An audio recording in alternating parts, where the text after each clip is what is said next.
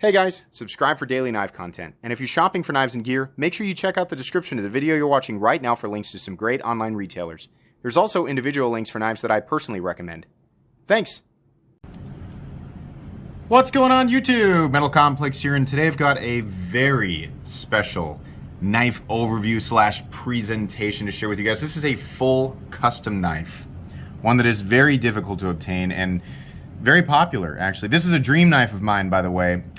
This is the Borka Blades Stitch. I'm trying really hard to not mess up this finish. I will give it the deployment that you guys want to see me give it out here in just a bit, but I just want to be able to show off this finish before I get my fingerprints all over it for the entire review.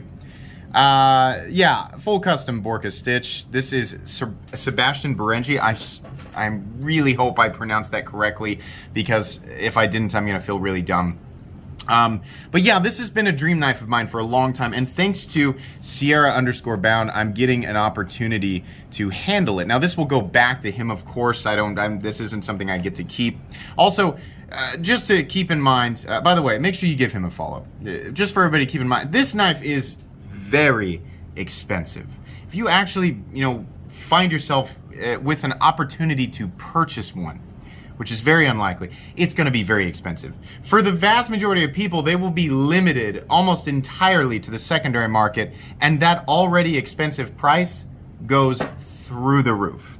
So I don't want to waste anybody's time. I have a lot of thoughts. I want to share this with you guys. I'm not exclusively a custom knife channel. In fact, this isn't really my, this isn't my area of expertise. I kind of like to talk about production knives ranging from about $20 all the way up to about $1,000. Once we get into this territory, it's pretty intimidating. So you guys know my rules when it comes to custom knives like this.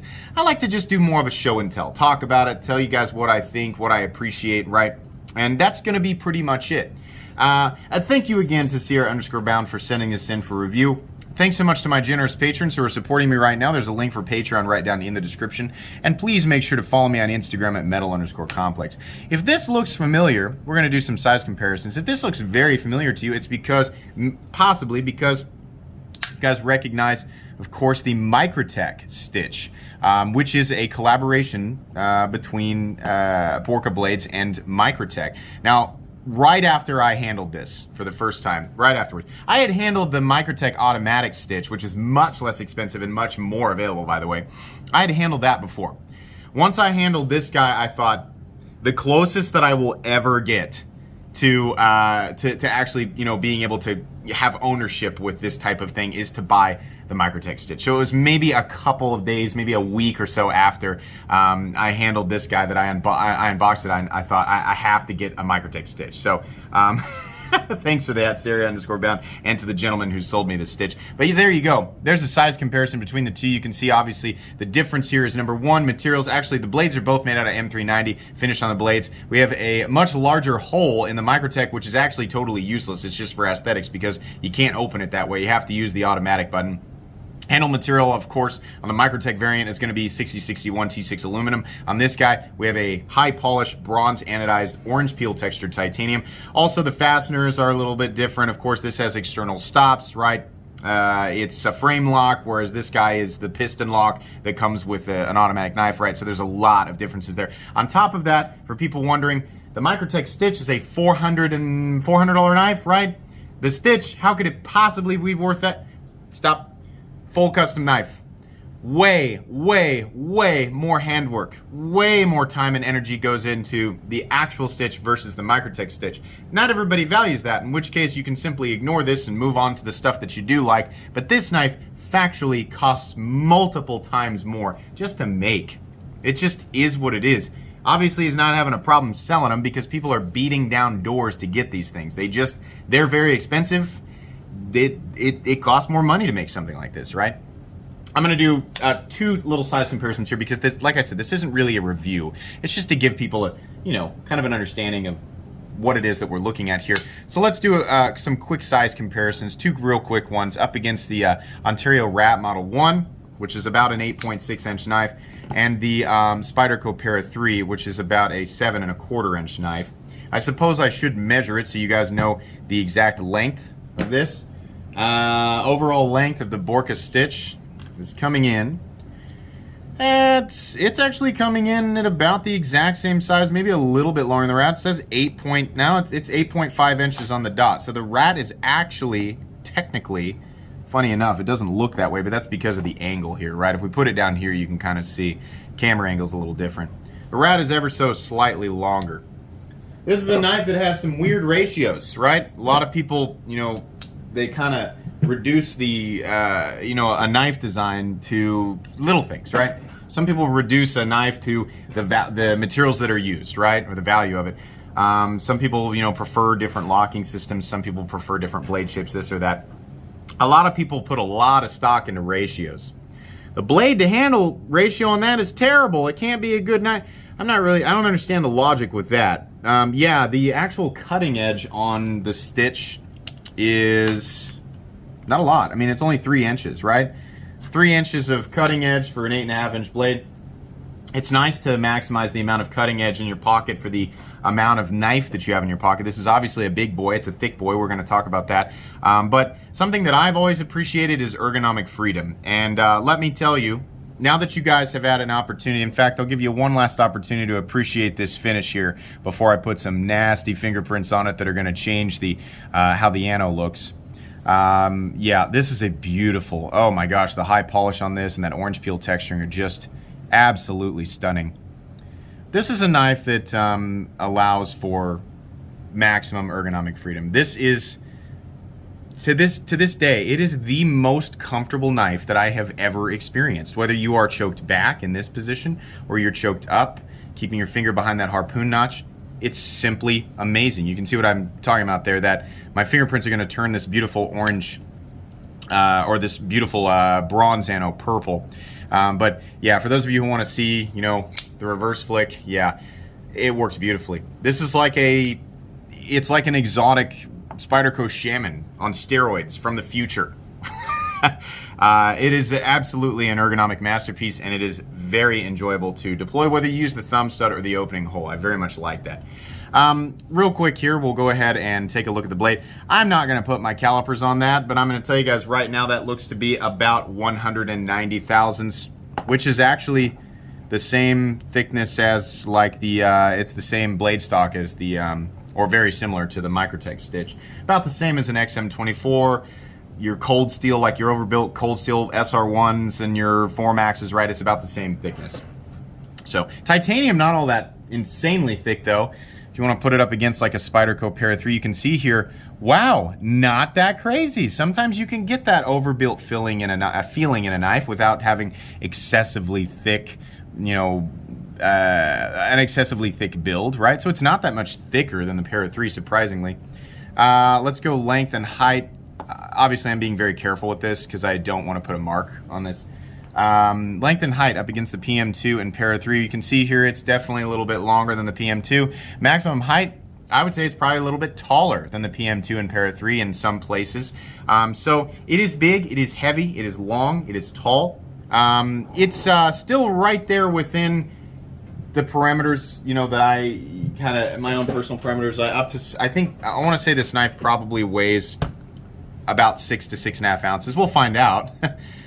Okay, 6.67, right? It's right at the tippy top. 8.5 inches, 6.5 ounces, right? I like to carry knives anywhere from about 7 3/4 to 8.5 inches that weigh anywhere from 4 to 6.5 ounces. So it's right there. Obviously, I'm willing to make exceptions for certain knives that just have a very particular draw to them. For the longest time, I just had to imagine what this knife would be like to experience. And yeah, for any of, anybody that's like trying, to hunt one of these down and you're wondering, is it really going to be worth it? I mean, we're 9 minutes in. This video is probably going to be close to 20 minutes long. Yeah, I think it would be. If you're already locked into this and you know what they go for, I think you're going to be really, really happy with this.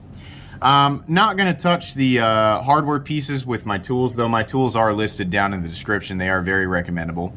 I want to say the pivot is most likely a T15, and then we probably have T8 on the hardware, which I believe is the case with the Microtech. Yeah, the pivots look very similar in size, so we'll check the Microtech just to be sure. I'm almost certain that that's the case. So here is a T15, which I don't mind putting into my own Microtech, and that is the case unless that one fits a little loose and it actually is a T20. Oh, yeah, looks like this is actually a T20. And then the rest of these, I can tell you, you know, just judging off how these look on the Microtech, which looks to be about the same, those are T8. So it's actually a T20 and then T8 for the body screws, which is awesome. I'm a huge fan of oversized fasteners. I just think everything looks cooler. And if you actually do have to take it apart, now this guy would be kind of a mess because there's a coil spring in there. I've actually watched somebody take the stitch apart. Wouldn't be fun. This guy would actually be much, we're talking about the Microtech stitch, this guy would actually be much easier because this is a simple frame lock, right? We've got a couple of screws holding in, it's not actually a stop, well, it's a closed position stop pin. Got a couple of screws for standoff, screw for the pocket clip. The lock bar stabilizer is also what appears to be a T, at least a T, probably a T20 as well. I could be wrong on that. They might be slightly different. It might be T15 on this guy and T20 on the Microtech, but in any case, large fasteners, that's the point. Lots of control, right? His teeth are gonna be in there nice and snug, not a knife that's gonna tear up your tools and your tools aren't gonna tear up the knife, right? That's why I like larger fasteners. It's just, it looks cool to me. And if you have to take it apart, it's gonna be a little bit easier. So that's the nice thing about a knife like this, right? If you're brave enough to take apart a multi-$1,000 knife, at least the heads allow you to do it. We're not working with anything proprietary here, so that's pretty cool. Let's see, is there anything else that we need to do as far as specs? I don't think so. So, every stitch, almost every single true custom Borka stitch is a little bit different. These are true custom knives. So there's an enormous amount of handwork that goes in this particular model, sporting, of course, the Anno titanium. We have contouring here, which is fantastic. Then we have this sort of black wash blade. Now, he, well, like a lot of custom makers, works with a lot of different materials. So you'll see titanium, Damascus, zirconium. I think I've seen some weird ones like superconductor, right? Mokume, or Mokume. I'm not sure how to pronounce that. A few different blade steels, would guess also. I've seen Damacor for sure. I think I've seen Damasteel. Different various levels of polishing, right? Mirror polished M390 blades. I would imagine, you know, that this will, this particular one, again, M390, but I wouldn't surprise me if we started seeing M398. Where can you get these? I mean, there's some retailers that'll have them periodically. I almost never see them actually pop up. You can, you know, subscribe to as many different retailers as you want, but I think maybe following him on Instagram, Borka Blades on Instagram is probably a good idea, and you can also go to the website to get more information there. But there's no perfect way to ensure that you're going to get your hands on one. Number one, you're going to have a lot of money ready, and number two, be following the account and go to his website. You can probably also find a list of retailers that he actually sends his knives to on his website, so that, you know, maybe that would be an easier way to target something. But yeah, that's all the information that I can give you there, guys. The fit and finish, it's exactly as you'd expect. Everything is perfect. The edges, you can actually see them, you know, because of the high polish. You can actually see how well they're knocked down. I mean, this is just beautiful. This, I can't stress this enough, guys. This is so comfortable. It's wonderful. Lines are fantastic. I mean, if I was actually brave enough to use it, I use my stitch, no problem, and I love it, right? The lines are great. They just feel, everything just feels a little bit more premium on the real thing. Look how nicely they knock this area down in here. It's just fantastic. I love the studs there. I mean, they are 100% usable as, you know, a means of deployment, right? And then they lock the knife out, or they're actually the bracing points or the stop pins, right? So they brace against the frame, which is something I really like. I just love how that looks. All the way around, there's just not an area on this knife. And by the way, on the inside, there's no milling or anything like that. It's solid titanium, which I really like. Simple, straightforward design. There's just a lot of extra work that goes into the design. Seating of everything looks great. The titanium lipped around the hardware looks great. You know, right? Having they compensate. You can see the lip is heavier on one side, and that's because of the contouring. It's just great. I love how the standoffs look. I love barrel, this closed position stop pin back here, how they've got like different lines milled into there, sort of giving it that barrel aesthetic. I really like that. The blade is obviously that's the main, attraction point here, is this really aggressive harpoon, almost arrowhead looking blade. You can see the Borka Blades logo right there. I like this black wash finish. I think me personally, I would probably go with a different blade finish, but this does look good. It is very sharp. It is very thick behind the edge. That's just that's just what this is. I would definitely call this a hard use knife if you're actually going to go out and use it. I don't know how many people actually would, but for those who actually did say, I'm going to take my custom stitch out and I'm going to beat on it, I think you'd be just fine. It's a really, really robust blade shape. It'll cut. Is it going to be better at breaking down cardboard boxes than an open L? Like I usually say, that's the example I usually give when I talk about overbuilt knives. No, but it'll be really good at other things. Puncturing is definitely going to be one of those things. It actually does come to a pretty fine point out here. So yeah, puncturing, penetrating tasks, that's definitely going to be there. I love the massive swedge that comes along with this harpoon blade. I love how the flat carries out to roughly 60% the length of the blade. It just looks nice. We have this big, enormous, just wonderful forward choil here. And then we have this sharpening choil up here. So there's a lot. It's kind of, for some people, it's going to give them Strider vibes because they do a lot of that stuff too. And I just like it. I like being able to move my hands around and get comfortable no matter how it is that I'm holding this knife, whether it's upside down. Not that I generally hold my knives like this, but it's something that I appreciate. Sorry, yeah, getting the nasty fingerprints all over it. This is just wonderful. Now, this particular one was actually made in, take a look at this, born April of 2016. I'm not aware of generational differences between older stitches and newer stitches. I mean, we're looking at a knife that's literally 5 years old, right? The newest ones, I'm not sure that I know the differences between this stuff. They always look about the same.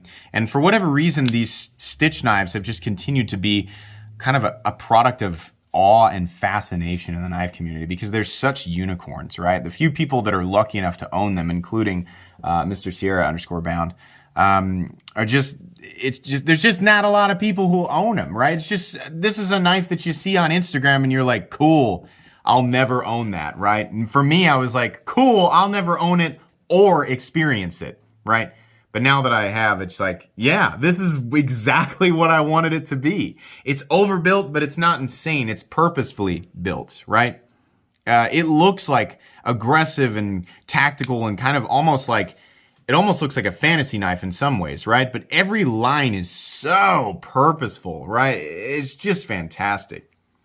If you look on Instagram, if you type in hashtag Borka Stitch, right, look at all the different variants that people have posted. There's a wide variant. In fact, it's very impressive to see the variations. There's so much different in all the different aesthetics that are out there. It almost makes each individual knife look like a different knife, save for the lines and the aesthetics.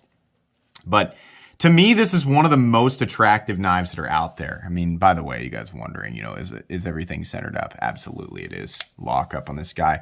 Absolutely solid. I doubt that thing has moved. It does not have a lock bar insert, which I actually just now noticed, but it doesn't need it. I mean, it's nice when knives have that, and maybe the newer ones have them. I'm not really sure. But a carbonized titanium lock face will work just fine. But yeah, this thing locks out stupidly solid because of those external stops, right? It's also nice and smooth.